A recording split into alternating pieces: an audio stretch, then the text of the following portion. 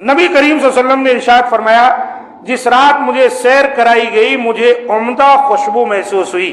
اللہ کے رسول جا رہے ہیں براق سے یا لوٹے ہیں تو آپ کو ایک مقام پر بہت عمدہ خوشبو محسوس ہوئی. نبی صلی اللہ علیہ وسلم نے جبریل امین سے پوچھا ہے جبریل یہ کیا ہے, کیسی خوشبو ہے؟ انہوں نے کہا یہ فرعون کی بیٹی کو کنگھی کرنے والی خاتون اور اس کے بچوں کی خوشبو ہے. فرعون ایک ظالم اور جابر بادشاہ گزرا ہے. فرعون کوئی ایک نہیں تھا, کئی فرعین تھے. ایک تو موسیٰ کے دور کا فرعون تھا, باقی بہت فرعون گزرے. جب آپ وہاں سے گزرے تو آپ کو خوشبو محسوس ہوئی. پوچھا حضرت جبریل نے کہا فرعون کی بیٹی کو کنگھی کرنے والی جو خادمہ تھی وہ اور اس کے بچوں کی خوشبو ہے. اللہ کے رسول نے کہا, میں نے کہا جبریل یہ قصہ کیا ہے بتاؤ. انہوں نے کہا وہ ایک دن بنت فرعون کو کنگھی کر رہی تھی, یعنی فرعون کی بیٹی کے سر میں کنگھی کر رہی تھی. کنگھی اس کے ہاتھ سے گر گئی, کس سے؟ خادمہ کے ہاتھ سے. تب اس نے کہا بسم اللہ کہہ کر کنگھی اٹھائی. فرعون کی بیٹی نے پوچھا میرا باپ, یعنی فرعون اپنے آپ کو خدا کہلواتا تھا, انا ربکم الاعلی کہتا تھا کہ میں تمہارا سب سے بڑا پالنہار ہوں. تو بیٹی نے کہا میرا باپ. اس نے کہا نہیں, میں جس اللہ کا نام لی ہوں یہ وہ اللہ ہے جو تیرے باپ کا بھی رب ہے.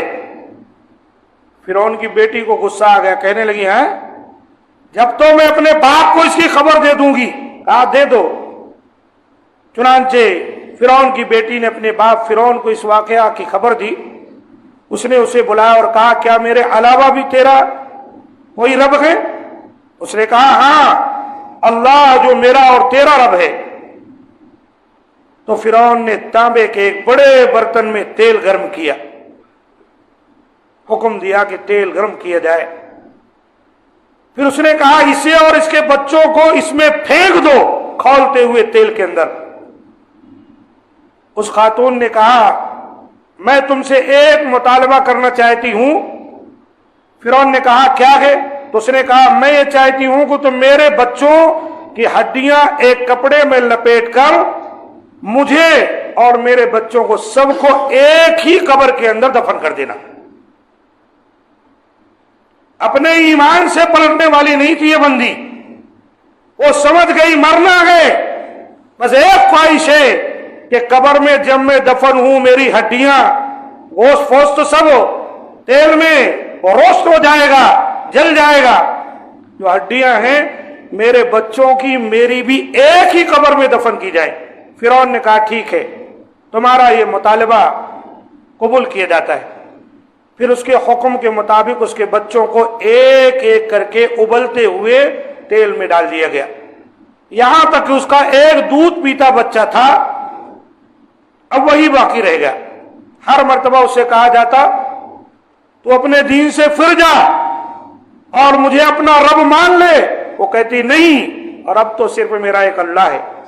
اور پھر اس کے سامنے اس کے بچے کو اس میں ڈال دیا جاتا, جو تھوڑی دیر کے اندر صرف ہڈی کا ڈھانچہ رہ جاتا. اب آخری بچہ جو چھوٹا ہے دودھ پی رہا ہے. ایک ماں کو اپنے دودھ پیتے بچے سے کیا لگاؤ ہوتا ہے, کیا ہمدردی ہوتی ہے, کیا محبت ہوتی ہے, یہ ایک ماں ہی جانتی. جب اس کے گوشت سے اس بچے کو بھی چھینا گیا کہ اسے بھی ابلتے ہوئے تیل میں ڈال دیا جائے تو ماں تڑپ گئی اور قریب تھا کہ کہیں وہ رک نہ جائے. تو اللہ تعالیٰ نے اس چھوٹے سے بچے کو بولنے کی طاقت دی, گویائی کی طاقت دی. دودھ پیتا ہوا بچہ بول اٹھا یا امہ اقتحمی فإن عذاب الدنیا اہون من عذاب الآخرہ. امی جان کود جائیں اس کے اندر, اس ابلتے تیل میں. فإن عذاب الدنیا اہون من عذاب الآخرہ, اس لیے کہ دنیا کا جو عذاب ہے آخرت کے عذاب سے بہت ہلکا ہے. چنانچہ وہ دونوں اس کے اندر اپنے بچے کو لے کر ماں کود گئی، اور ایک قبر میں یہ دفن کر دیے گئے ان کی ہڈیوں کے ڈھانچے۔ اللہ کے رسول نے معراج والی رات وہاں سے گزرتے ہوئے اس کی خوشبو محسوس کی۔ یہ واقعہ بھی معراج سے ہی منسلک ہے، اگر اللہ کے رسول ہم کو اور آپ کو نہ بتاتے تو ہم نہیں جانتے۔ یہاں ٹھہر کر تھوڑا غور کریں کہ ہم سے پہلے لوگوں نے یہ کہنے کے لیے کہ اللہ ہمارا پروردگار ہے، بڑی بڑی قربانیاں صحیح ہیں، ان کی اپنی جانوں کو قربان کرنا پڑا، ان کی آل اولاد رشتہ دار کو قربان کرنا پڑا۔ انہوں نے دین اسلام کے لیے بہت ساری قربانیاں دی۔ آج ایک ہم مسلمان ہیں، ہمیں ہر طرح کی آزادی ہے، وہ نماز جو نبی صلی اللہ علیہ وسلم معراج سے لے کر آئے اور جو 50 وقت کی تھی، اللہ کے فضل و کرم سے 5 وقت کی رہ گئی، یہ نماز بھی پڑھنے کے لیے مسجد میں ہم حاضر نہیں ہوتے۔ اور ابھی تبصرہ کرنے کی بات آ جائے تو نہ جانے کتنی حکومتوں کو، کتنے سیاست دانوں کو آپ جو ہے انگلی اٹھا کر تال و تشنیع نشانہ بنائیں گے۔ بابری مسجد چلی گئی، یہ مسجد ٹوٹ گئی، وہ مسجد ٹوٹ گئی، فلاں لیڈر یوں کیا، یہ کیا کیا، وہ کیا کیا۔ مسجدیں کس لیے ہیں بتائیے آپ؟ مسجدیں بنتی کس لیے ہیں؟ نماز پڑھنے کے لیے۔ اگر آپ اپنے سجدوں سے ان مساجد کو آباد رکھیں تو کسی میں طاقت نہیں ہے کہ ان کو توڑ سکے۔ ہم نے ان کو چھوڑ دیا ہے،